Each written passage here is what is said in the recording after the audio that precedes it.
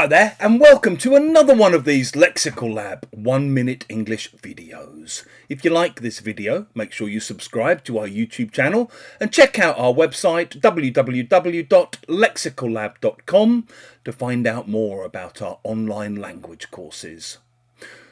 My wife is a potter, a ceramicist, and this weekend she's exhibiting a whole load of her stuff out in East London. So this morning we drove down to the exhibition hall, and when we got there I had to help her unload all these really heavy boxes of pottery.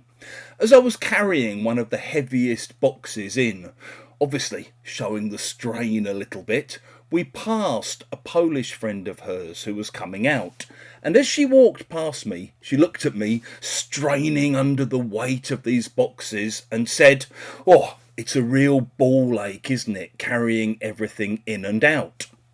If you describe something as a ball ache or a real ball ache, you basically mean it's an annoying or difficult task. It's an annoying or difficult thing to do. It's a strange expression because we might say that something is a pain or a pain in the neck. If you want to be a bit stronger, you might say it's a pain in the arse, but you don't say it's a pain in the balls. However, we do say it's a bit of a ball ache. Obviously, some people might regard this as not particularly polite, but this was a very well-spoken, very well-educated woman in her early 60s who used it when she passed me. In the same way, you might complain and say, "God, I hate doing the washing up after a big dinner. It's such a ball ache. Oh God, we've got to do the oven next week. Ovens are a complete ball ache to clean."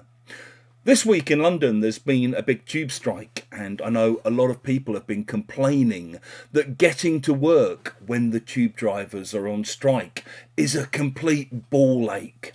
And if any of you have ever tried to buy tickets on Ryanair, where you have to go through about 15 different screens where they're constantly trying to upsell things, you'll know what a ball ache the whole process is.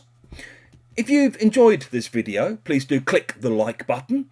Please share it on social media with your friends, your students, your colleagues, and in the comment section below, we'd love to see examples of how you might use a ball ache.